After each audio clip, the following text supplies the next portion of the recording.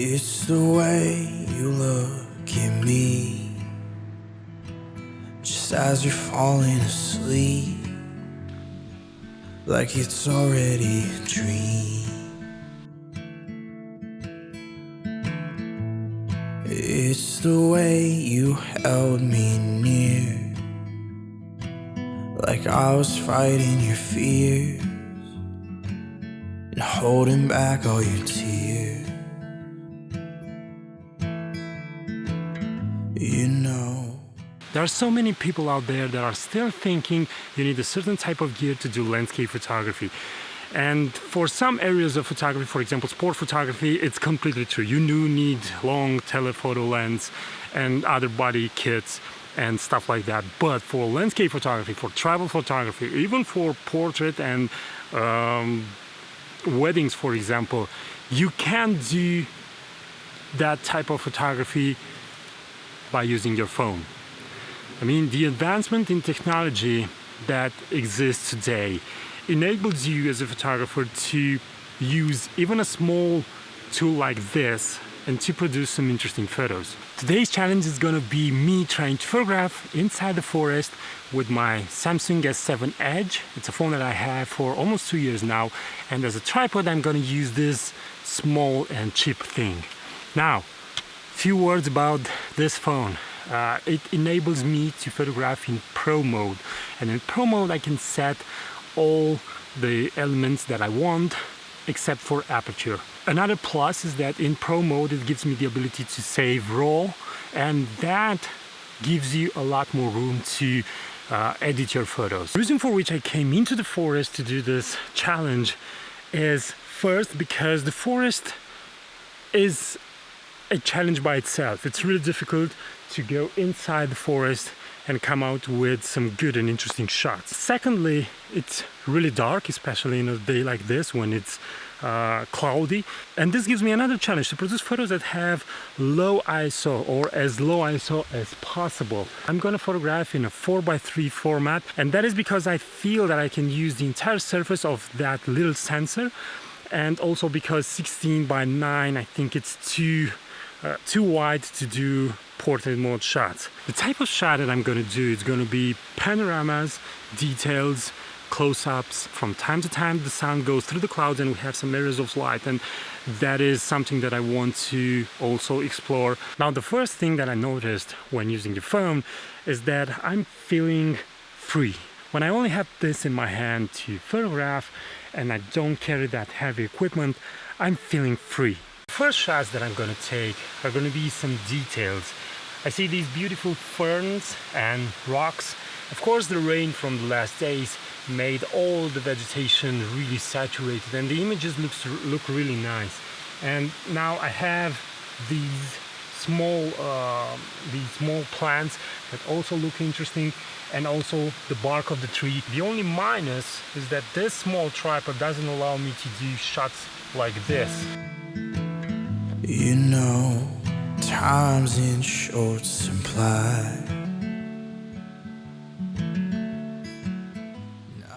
First of all, I needed to be careful and not stay into the light. The light comes from this direction. As you can see, you get a shadow. And secondly, the reason for which I took this shot is because I really like the contrast between the green and this orange or dark red or dark brown elements that are on the ground. So when you're photographing with a phone, nothing changes. It's the same way of thinking. The only thing that changes is the tool that you use to photograph, but the same way of planning the shot and thinking the composition should be on your mind. Be the smoke inside my lungs, quicksand so I can't run away, love. I want you to stay, love. Be the promise that I keep. Try using the tripod as much as possible because I want to keep my lowest values in terms of ISO. Then that is ISO 50 on my phone. And because in some occasions the exposure time it's not going to be that short, it's going to be actually a little bit longer, I will make sure that I don't move the tripod when I trigger the photo, and that is why I'm setting the phone to have a 5-second trigger time. Be the promise that I keep, daydreams when I can't sleep alone, love. I miss you in my bones, love. I miss you in my bones.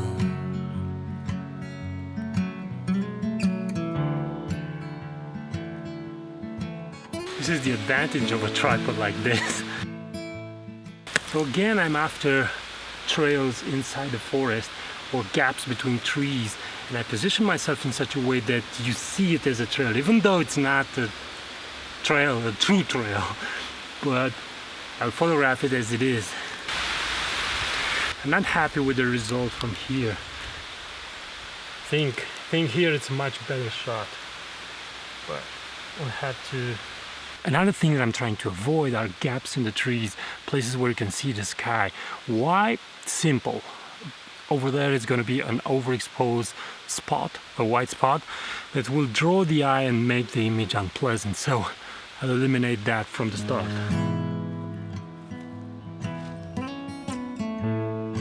It's the way you laugh at me,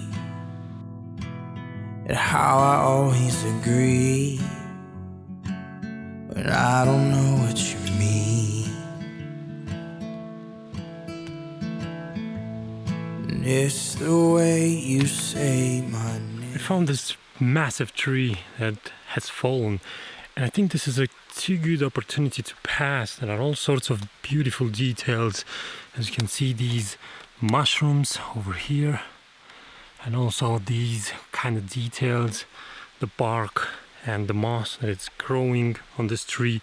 I really like this branch of the tree because at the end we have these ferns, and it's like having a strange plant with with the tree going up, with the branch going up, and then the ferns over there. I'm also seeing some beautiful small flowers. These are the ones, and as you can see, the fern is going that way, so I can try and create an interesting shot with this small flower and the fern at the base.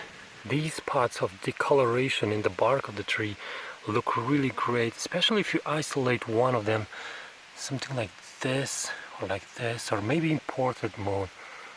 And also I have to find a way to photograph these mushrooms, maybe the ones over there, because over here it's too dark and I don't have a place to put the tripod on. Now sometimes the simple frame can create a really powerful image.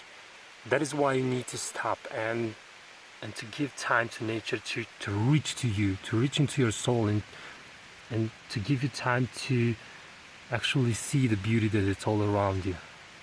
It's not easy to unwind from all the stress that it's in the world. Now look at the beautiful contrast of colors.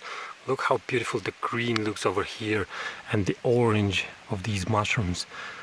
Also how it looks like a ridge.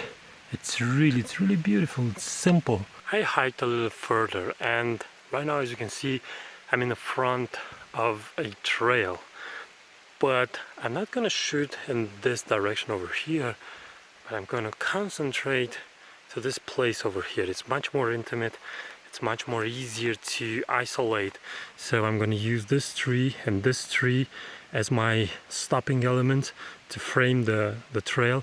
I'm gonna try to do this photo in portrait mode and also in landscape mode, maybe something like this.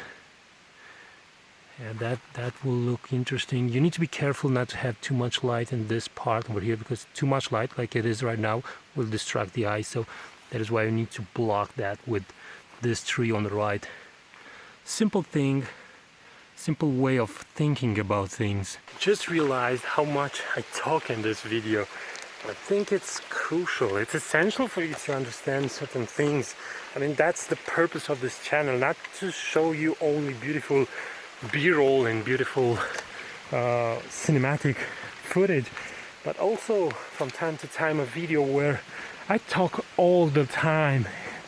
But believe me, all the information is useful. There are people that are paying for that information to be at my workshops. Of course, during my workshops it's a much more elaborate talk, but this is some of the things that I'm doing during one of my workshops. So I'm saying this small thing only because I'm pretty sure there are going to be people that are going to post comments, less talk, more thorough, and they don't understand that most of the process, it's about thinking and planning. Just pressing the button, it's too easy. Take a look at how beautiful the trail goes over there, and how the difference of light can help you in establishing a mood, a composition.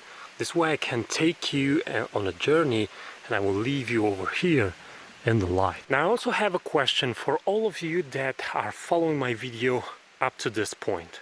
Take a look at this place over here. Just take a look. For 1 second I will try to show it to you. Now my question to you is this: why this, which is a trail, it's clean, it's not clutter, it has a little bit of S, why it would not work as a photo? Why do you think it's not working as a photo? I have my own opinion on that. Maybe you think it's working as a photo. So place a comment below and tell me this. Why do you think this works or not, or it's not working? I believe it's not working. I will give you my reason in a comment after I'm seeing your comments. This is the end of my video. I hope you found all the information useful. I also have a course on how to edit your forest photos, so if you're interested, the link is in the description of this video. I hope you liked everything that you heard. I'm looking forward for your comments about that place over there, and until next time, keep on photographing. It's the only way that you can get better. Bye bye.